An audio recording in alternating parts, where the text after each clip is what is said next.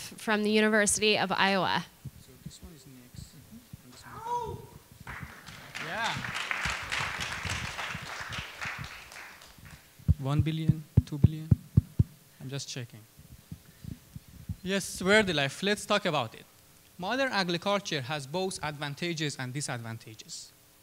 Mass food production empowers us to feed more and more people around the world. But we all are aware about those disadvantages. Chemical fertilizer and pesticide, agrochemicals, are harmful to farmers, farm workers, soil, water resources, atmosphere, wildlife, especially honeybees, which are a critical part of our food chain. Sorry for those bad news, but I have one more.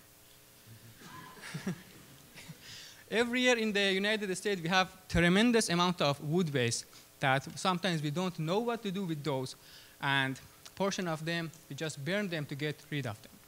Here is the map that shows the distribution and density of wood waste across the United States. Red regions show higher density of wood waste, but don't worry, we have solution for those. Hi, I'm Mahdi, founder of VerdiLife, PhD student in economics. My name is Vahid. I'm the co-founder of VerdiLife. I'm also a PhD student of mechanical engineering at the University of Iowa. First of all, we would like to thank our GSVC team at the UC Berkeley, Miss Margaret Bowman, our wonderful coach, and Mr. Brett Wakart. Would you please stand up? Please give, yeah, you guys, without your help, we couldn't be here. You guys are heroes. Let's back to the presentation. Through our project, we are using a clean and self-sustaining technology to recycle wood base into wood vinegar and biochar. Wood vinegar is 100% organic fertilizer and pesticide for agriculture, and biochar is used in a soil amendment industries. In our project, we are not solving problems, but also we preventing them. You know that prevention is always better than treatment. We propose a self-sustained and carbon-negative project that recycle useless wood waste into value-added products, such as wood vinegar and biochar. These are 100% organic, and they are very attractive alternative to the agrochemicals. Thanks to our research and development partners, University of Iowa and Iowa State Universities, we provide them with our sample of wood vinegar, and what they did, they took 2 equal cups of seed, soaked 1 cup in wood vinegar, the other one in water, and then after 24 hours, they just planted. You can see from the picture that only just after a day, more seed sprout out under the treatment of wood vinegar. Also, the plant grow faster, healthier, and greener. But the interesting thing is, after a few days, they stopped feeding them. So the treatment under water was died, but the treatment under wood vinegar was still alive and green. So this means that wood vinegar increased the shelf life of the plant. Only this advantage of wood vinegar can revolutionize flower production. This is what they want. So let's talk a little bit about agriculture and food market in the United States.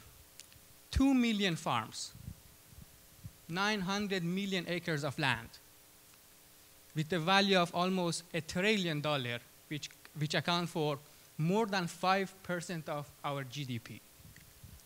On average, farmers spend $100 per acre on fertilizer and pesticide, which means $6 billion market value.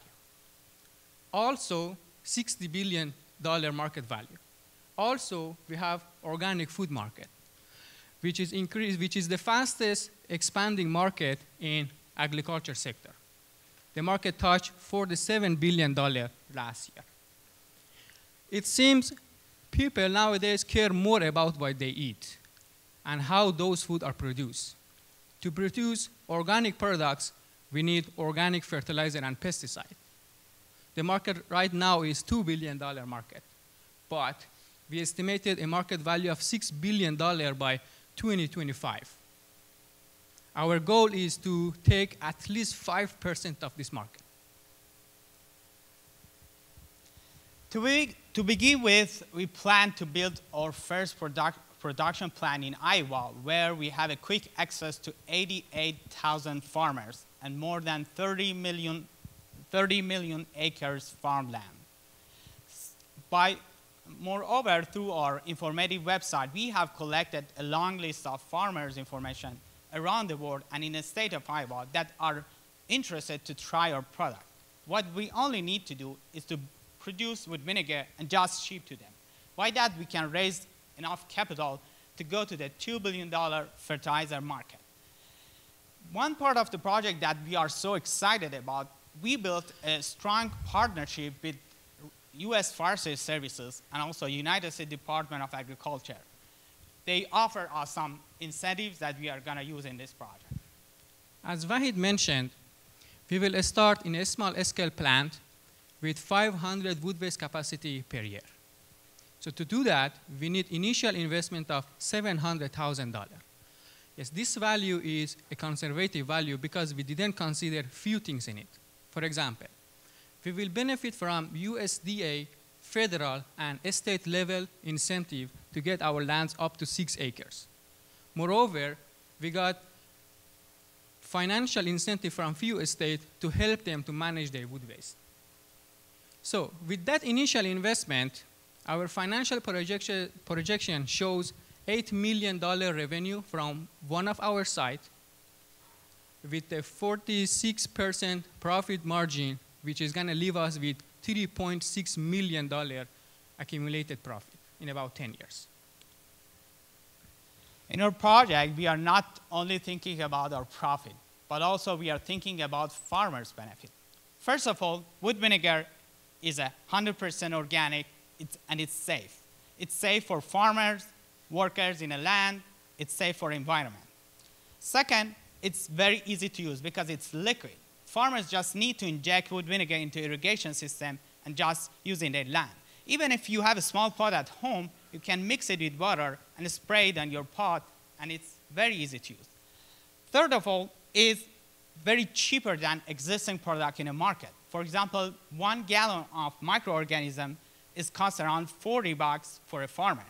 But wood vinegar is going to cost around $10 per gallon for farmers. This could help farmers to save a lot of money, and that could affect their bottom line significantly. And also, another issue is that nowadays modern agriculture faced with a problem called land degradation due to a use and overuse of chemical fertilizer and pesticide. By switching to our product, we can solve this problem very easily. A little bit about the ecosystem of this business. It's pretty simple. What we are going to do, we are going to build our facilities close to our resources.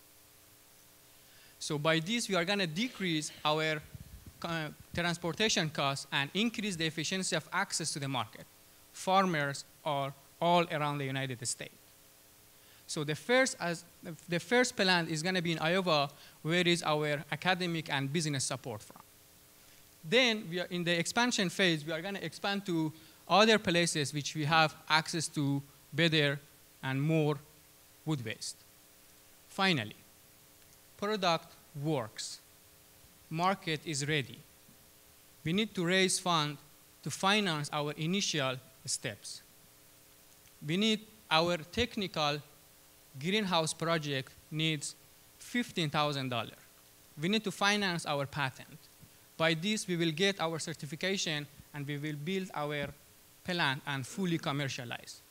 This is how we are going to make the Earth a healthier and happier planet for you. Thank you.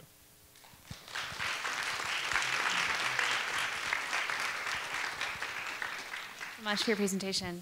Can you walk me through in a bit more detail your financial model? So starting in year 1, it looks like that's when you plan to start and finish building the initial plant and also capture enough revenue to be profitable or revenue materials. So that's my first question. If you can walk me through your plan to do that, because that seems like a lot to tackle with the capital intensive. So how we are going to raise the capital? No, how you're going to in 1 year like get the plant built and then like start selling enough. So first of all, we build our prototype, and then we produce the initial wood vinegar.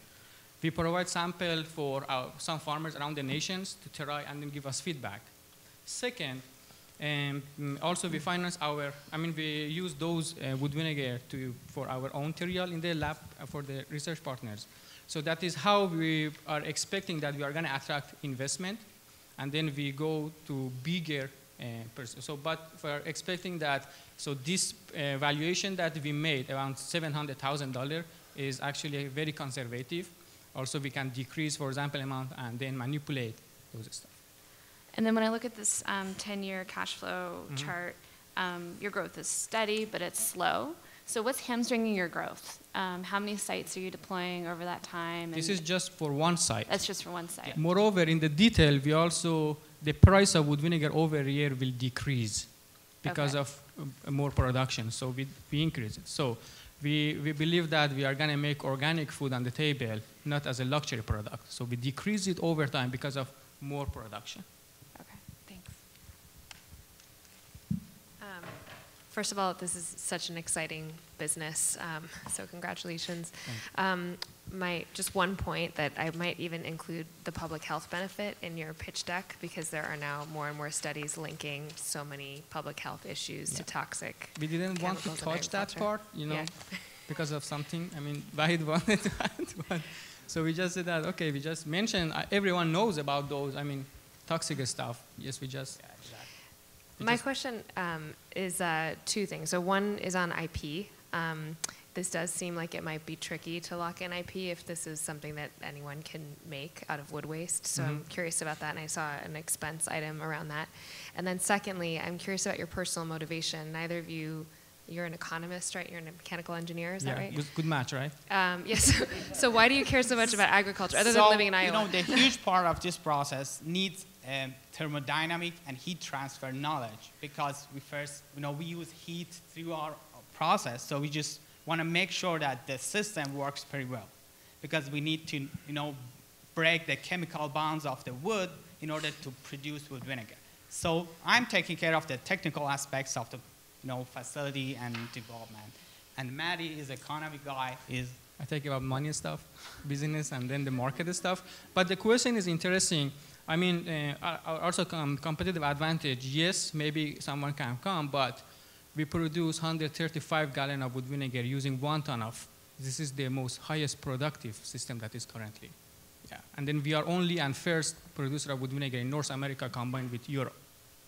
And so that process is your IP? Yes. So VerdiLife owned it, actually. So that is what is going to be patent will be owned by VerdiLife. Production process. Yes. Really cool. Two-part question. I think the first is, why do you think somebody hasn't done this already? And the second, we talked about all the upsides of using wood. But what are some of the downsides to your business? Downside. So yes, that East Asian countries use wood vinegar, but as I mentioned, our advantage is we produce 135 gallons, which is very higher than what they produce. So one of the advantage is, so wood vinegar was not used in United States because there is actually not a good supplier in the United States that farmers can trust. The downside, right, do you see any downside? There's always a downside. I don't see a downside. So maybe convincing farmers to use our product maybe is one of the toughest problems that we're going to face. So we are closely collaborating with some extension farm bureau at the Iowa, and they promise us help to do that. That we're going to give them some free samples. The farmers try that, and then they can provide us more information about farmers and how to reach them and how to convince them to use our product. This is probably one of the toughest time, but not. Yeah, we need to educate farmers and then train them. Hey, this is the wood vinegar, new product. Sometimes, for example, I was talking to a farmer, and he said that, I'm 16 years, I'm using, for example, this product, I'm fine, but why I have to move to this product? Then I have to, for example, explain, train them. Hey, these are the benefits, and this is how you, for example, can make it. Yeah, these are, for example, we also the sample stuff that we produce, we ship it to some farmers in California, New York, nurseries in Florida, Texas, Colorado. We got very positive, feedbacks and how interested they are. And then sometimes they are angry. Why this product is not fully commercialized? What is not still ready? So, okay, I mean, good things take time. We believe this one. We are not going to rush. Good things take time. I was just curious about the size of this market. You highlighted the 680 million growing at 20% a year. And I was wondering, what can you tell us about the overall fertilizer market, which I imagine is much larger, the inorganic side of things. And when can this be used versus, when do supposedly you have to use inorganic? Why isn't this, are there places where this cannot be used today because it doesn't lead to the growth that people need? Would you please repeat the second part of the question? The second part is this some, I guess another way to think of it is this less effective than inorganic fertilizer in any way that's preventing people from using it? I'm thinking about the negatives. So, we talk to lots of experts in this area. Dick Schwab in Iowa, he's in the practical farmer extension. So we actually ask about what's the average, that farmers in the Iowa extension program spend on fertilizer and pesticide per year and per acre. He said that around 300 to 400. But here we posted just $100. Yes, the market is much more bigger. But we just keep the lowest amount, and the market is around $200 billion. So that market will be too much big. So that is why we said that, okay, 60 billion. Yes. And then the second part is, as I mentioned, we don't have any supplier of wood vinegar in the North America and Europe. That is why farmers didn't try it to see, hey, this is the benefit of wood vinegar compared to other products. We are working with our research and development partners, and mainly they are academic institutes, to reflect the benefit to the farmers. Also give them the samples to try them by themselves. Farmers going to talk to each other, hey, this is the benefit. We also take about our R&D partner. Together we are going to say that, hey, this product is working. Bye. Yeah, can you speak a little bit about potential barriers to entry? In terms of regulation, because organic has a lot of regulation. Mm-hmm. Your product, I didn't see anything around the qualification of the product and within ranges. Sometimes that will be a stickler on regulations as well. And also, channels to market can also be challenging to partner. So the regulation for organic stuff, USDA and then EPA, they need to come to check the facilities that satisfy the standard. And they will see that there is no chemical stuff during the process, and we just need to register the product. That's it. But do you have the chemical analysis of what's coming out of your facility there as your product? Mm-hmm. Do you have that? Is that qualified already? Yeah, lab analysis. Yep. There is no toxic or poison component in the wood vinegar at all. It's safe. And then since it's purified, sometimes in the morning I can drink it. But I'm not going to do it here. Yeah. And has this been studied extensively as an alternative to fertilizer? Is there data out there where people, universities have compared side by side traditional organic versus? Yeah, there are lots of studies in Japan and in South Asia that people done a lot of studies. By looking at literature, they have it. Does it vary by crop? Or the effectiveness of this, or? Yes, they got lots of, feedback. The point is, yes, however, wood vinegar is very beneficial and good because the supply side is not that efficient. That is why the market was not expanding using this. Mm. So Japan is expert in bamboo wood vinegar. Australia is going to it. The market is expanding, and we would like to match the study that, for example, how the market of wood vinegar in Australia is growing, and then we compare it, what is the opportunity in North America. So that is actually the part of supply side, not the demand side. Mm. Yeah. Okay. So can I just ask one quick question? I've been mulling this over, and the right way to ask this. And in the tech world, one of our partners is saying, you have innovation and distribution, and the race is with new entrants. Can the innovation beat the distribution before the distribution kills the innovation? Mm-hmm. Which is a way of saying that there are large entrenched players that control channels and access to markets. And a materials business can be a really good business with good profit margins like this. But knowing what I know about, can you double click a little bit more on how you get past the large entrenched oligopolies that already control the farm inputs business to this. You talked about a grassroots farmer-to-farmer kind of thing.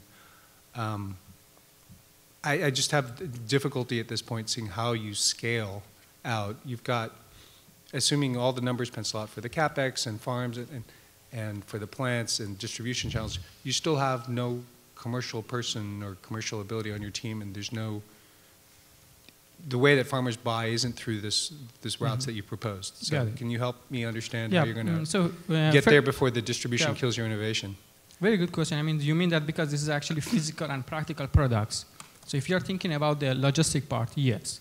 For example, but even the sales, I mean, getting the local co-ops to adopt it, getting, I mean, Monsanto and all the seed vendors, the chemicals vendors, even on the retail side like Scott's Miracle-Gro, they have a massive, massive commercial enterprise that has been known to play dirty tricks on new entrants in the market. This is our challenge that we need to get export in our team. Let me explain. We are going to focus on a production plant, first pilot production plant in Iowa. We have focused on this. We know that we need some marketing people, we need financial people in our team, and we're going to add those people. Once we get this pilot plant ready and we get some initial revenue, then we can hire more people, more experts in the field, and add it to our team. And this is, you know, the baby steps that we are taking right now. We know that there's a long way in front of us, and yes, thanks for pointing out that to us, and we will grant that. Thank you.